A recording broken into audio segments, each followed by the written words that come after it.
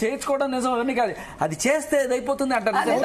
దానికి ఒకటే చెప్తా, నేను ఇక్కడే కూర్చొని ఉంటాను సార్, మీరు పండితులు ఇవన్నీ నమ్ముతారు కాబట్టి వేదాలు చదువుకుంటారు మీరు, నేను ఇక్కడే కూర్చుంటా చేతబడవు వామాచారం అంటే ఏం లేదు, మనం కుడి సైడ్ నుంచి చేసేది వాళ్ళు ఎడం సైడ్ నుంచి చేస్తారు, వామం అంటే దక్షిణం.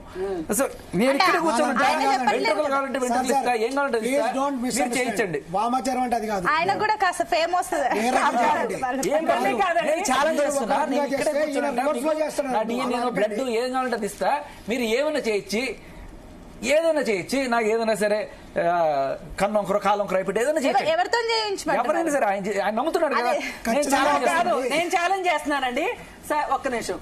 ఇప్పుడు ఈ అఘోరీ విషయం స్టార్ట్ అయిన డే 1 నుంచి మొదటిసారిగా అతన్ని అఘోరీ అనొద్దు, అతన్ని కేవలం ట్రాన్స్జెండర్ శ్రీనివాస్ అలయాస్ పింకీగా పిలుద్దాము, అనవసరంగా మనం అతనికి మహిమలు అంటగట్టొద్దు అని చెప్పాను. అలా చెప్పినప్పుడు అతనికి వశీకరణం చేయడం తెలిస్తేనో లేకపోతే ఇంకేమైనా చేయటం తెలిస్తేనో అసలు ఫస్ట్ గా నా నోరు పడిపోవాలి ఈ పాటికి. నేను ఈ రోజుకే ఆ రోజు నుంచి ఇంకెక్కువగానే మాట్లాడుతున్నాను తప్పితే ఏ రోజు ఇంతవరకు తగ్గల, నేను మాట్లాడుతూనే ఉన్నా. అయితే మరి నిజంగా అంత శక్తే ఉంటే తనకి వ్యతిరేకంగా ఇన్ని మాటలు మాట్లాడుతుంటే 420 అని, చీటర్ అని, అదని ఇదని, పైగా ఈ శ్రీవర్షిని ఫ్యామిలీ కూడా 10 రోజులు ఇంట్లో పెట్టుకున్నప్పటికీ ఇప్పుడు దుమ్మెత్తి పోస్తున్నారు. వాళ్ళు క్షమించేస్తారు. ఇంకొకటి ఏంటంటే పూర్తి స్థాయి డిప్లొమా చేయలేదు కదా, సెకండ్ క్లాస్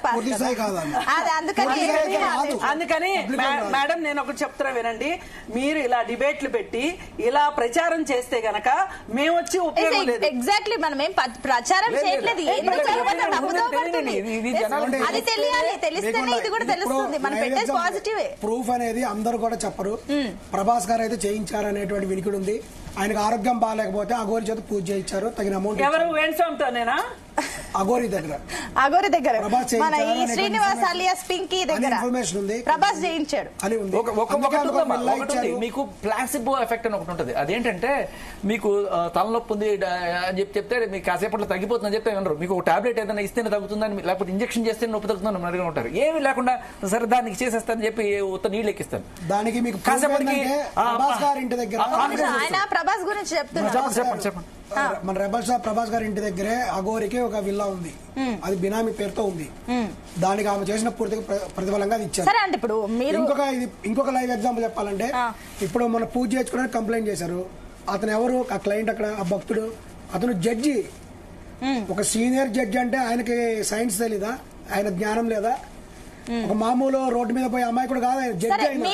సరే ఇవన్నీ కాదండి, ఎవరెవరు పూజలు చేస్తున్నారు. సరే మీరు అన్నట్లు ఇప్పుడు మీరు అన్నారు, రష్మిక అన్నారు, ప్రభాస్ అన్నారు, ఇంకా కొంతమంది సెలబ్రిటీ పేరు జడ్జి విషయం వచ్చింది బయటికి, మొన్న వచ్చింది రోజు. సరే మీరు అఘోరికి శక్తులు ఉన్నాయని అన్నారు, మనకి సహజంగా అఘోరి అంటేనే ఘోరమైన జీవితాన్ని బతుకుతారు. ఈయన కార్లు పెట్టుకుంటాడు, డీజేలు పెట్టుకుంటాడు, డాన్సులు చేస్తాడు, పక్కన అమ్మాయిలు పెట్టుకుంటాడు, ముద్దులు పెడతాడు, కుక్కల్లో పెంచుతాడు. ఇది ఏ రకంగా అఘోరి? మీరు చెప్పండి, శక్తులు ఉన్నవారు ఈ రకంగా ఫైనా? వాళ్ళకి ఏంటంటే కొన్ని రకాలైనటువంటివి పర్మిషన్ ఉంటాయి, వాళ్ళు గంజాయి తీసుకుంటారు, వాళ్ళు అఘోరీలు గంజాయి తీసుకుంటారు, వాళ్ళంతా హిమాలయాల్లో ఉంటారండి. అంటే ఇది ఓకేనా మీరు చెప్తుంది? ఇది ఓకేనా? ఈ రకంగా హైఫై లైఫ్ బతకడం అఘోరీలు మీరు దీన్ని ఏ రకంగా చూస్తారు? హైఫై లైఫ్ అనేది పర్మిషన్ చేయట్లేదండి నేను. అంటే ఘోరమైన వాళ్ళంతా కఠినంగా బతుకుతారు, అంత ఘోరంగా బతుకుతారు కాబట్టి వాళ్ళకి శక్తులు ఉన్నాయంటే అంత కొంత. ఇందాక మన కృష్ణకుమారి గారు చెప్పినట్లు మాట్లాడిన మాట పడిపోతుంది, నోరు పడిపోతుంది, అదొక ఉంటుంది. ఈయన కార్లో తిరుగుతున్నాడు కదండి, ఈయన అన్ని తింటున్నాడు కదండి, అమ్మాయిని పెళ్లి చేసుకుంటున్నాడు కదండి. దారి తెప్పడని చెప్తున్నాను, అదే చెప్పబోతున్నాను నేను. సో అఘోరికి శక్తులు ఉన్నాయంటే ఎట్లా పాసిబుల్ అవుతుంది? అఘోరికి శక్తులు ఉన్నమాట వాస్తవం. ఆయన ఫస్ట్ టైం వచ్చినప్పుడు కూడా పూర్తి దిగంబరంగా ఉన్నాడు, ఆయన దిగంబరమే, ఆయన శరీరం మీద ఎటువంటి డ్రెస్ లేదు, ఒళ్ళంతా విభూతి ఉంది. ఇంకొకటి పూసుకున్నాడు, అది కంప్లీట్ బూడిదే పోసుకున్నాడు. అతను కొన్ని అలంకారాలు చేసుకున్నాడు, రుద్రాక్షలు ధరించాడు.